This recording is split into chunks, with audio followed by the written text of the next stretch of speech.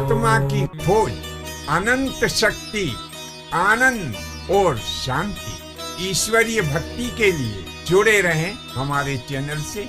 आपका अपना चैनल गुरु अशोक तिवारी, लाइक और सब्सक्राइब करना ना भूलें। धन्यवाद। जय माता की, जय परशुराम। श्री गणेशाय नमः।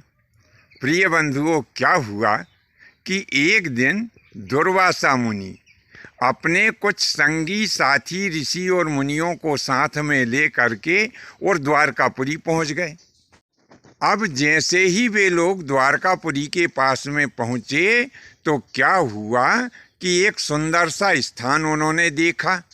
विचार किया कि अब अपना आसन यहीं लगा लेना चाहिए और यहीं पर आसन लगा करके कुछ समय तक भगवान का भजन करें। ऐसा सभी ऋषि और मुनियों ने विचार करके और अपने अपने आसन लगा लिए। सब अपने अपने आसन पर बैठ करके और भगवान का भजन करने लगे। तो दूर बैठे हुए द्वारकापुरी के कुछ ग्वालों ने उनको देख लिया।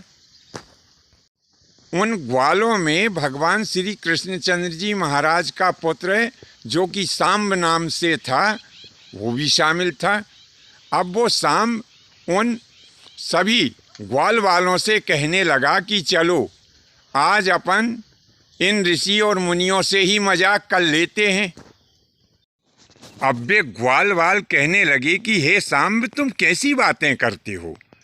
अरे हम इन ऋषि और मुनियों से कैसे मजाक कर पाएंगे? अरे बताओ तो सही। तब सांब हंसते हुए कहने लगा कि अरे तुम्हें तो मजाक करना भी याद नहीं है। चलो मैं तरकीब बता देता हूँ। मैं एक स्त्री का रूप धारण कर लेता हूँ। मैं ऐसी स्त्री का रूप धारण करूँगा कि जो देखने में गर्भवती मालूम पड़ेगी। अब फिर अपन सब साथ में चल के और उन ऋषि महाराज के पास में पहुँचेंगे और फिर हाथ जोड़ करके तुम लोग कहना कि भगवान, यह हमारे साथ में जो एक स्त्री है यह गर्भवती है और ये जानना चाहती है कि इसके गर्भ में पुत्र है या पुत्री है। भगवान, वैसे तो इसके मन में ये चाहना है कि यदि इसके गर्भ से पुत्र उत्पन्न हो जाए तो बड़ी ही अच्छी बात रहेगी। बिल्कुल ऐसा का ऐसा ही तुम सब लोग वहाँ जाकर उन ऋषियों से कहना। अब क्योंकि मैं कोई स्त्री तो हूँ नहीं, तो मेरे को गर्भ रहेगा कहाँ से?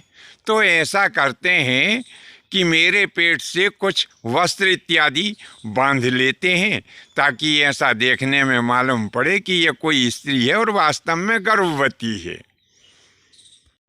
अब सबने ऐसा ही तय कर लिया।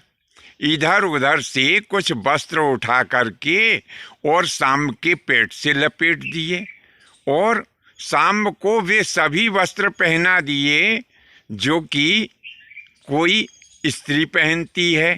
अब देखने में सांब बिल्कुल स्त्री जैसे दिखाई दे रहे थे और ऊपर से सांब ने घूंघट भी कर लिया। और इतना ही नहीं, उन्होंने स्त्रियोचित जो आभूषण होते हैं वे आभूषण भी धारण कर लिए।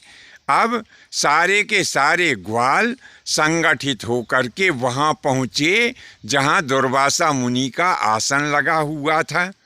सब ग्वालों ने ऋषि महाराज को दंडवत किया। ऋषि महाराज ने आशीर्वाद दिया। तब वे सभी ग्वाल वाल हाथ जोड़कर कहने लगे कि प्रभु, हमारे साथ में यह जो एक स्त्री है यह गर्भवती है और इसके मन में बड़ी ही लालसा है। वो जानना चाहती है कि इसके गर्भ में क्या है। वैसे तो मन से ये चाहती है कि इसके गर्भ से कोई पुत्र ही जन्म ले। प्रभु, आप सर्वज्ञ हैं, ज्ञानी हैं और त्रिकालज्ञ हैं। हम आपसे प्रार्थना करते हैं कि आप बताने का कष्ट करें कि इसके गर्भ में क्या है। अब सभी ऋषियों ने ध्यान धारण करके देखना चाहा कि इसके गर्भ में क्या है। तो ऋषि महाराज तो सब समझ गए कि हमारी परीक्षा ली जा रही है और ये लोग हमसे मजाक करने के उद्देश्य से यहाँ पर किसी पुरुष को स्त्री का रूप धारण करा करके और लेकर के आ गए हैं। तो और दूसरे ऋषि तो चुप रहे, उन्होंने तो विचार कर लिया कि चलो बालक है क्षमा कर दें, परंतु दुर्वासा ऋषि तो बड़े ही क्रोधी ऋषि हैं, उनके क्रोध की सीमा ना रही। तब उन्होंने हाथ में जल लेकर कहा कि अरे तुम हमारी क्या परीक्षा लेना चाहते हो, हमसे पूछना चाहते हो कि इसके गर्भ में क्या है?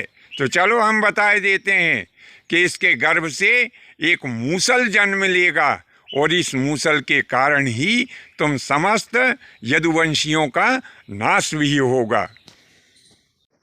ऐसा जब दुर्वासा ऋषि ने श्राप दिया तब वे ग्वाल बाल लोग जो है बड़े भयभीत हुए। उन्होंने तुरंत ही सांब का पेट खोला, तो पेट खोला तो देखा तो क्या हुआ कि एक लोहे का मूसल निकला। सभी ग्वाल बाल लोग चिंता में पड़ गए, दौड़े दौड़े महाराज उग्रसेन के पास में जाकर कहने लगे कि हे तात श्री सुनिए, महाराज श्री सुनिए, हमसे बड़ी भूल हो गई। हम लोग ऋषियों से मजाक करने के लिए पहुंच गए और अज्ञानतावश हमने उन ऋषि महोदय से पूछा कि इस स्त्री के गर्भ में क्या है। तब महामुनि दुर्वासा ने क्रोध करते हुए और कहा कि इसके गर्भ से एक मूसल जन्म लेगा जो तुम समस्त यदुवंशियों के नाश का कारण बनेगा। महाराज, जब हमने सांब के पेट को खोला तो वास्तव में देखा कि एक मूसल निकला।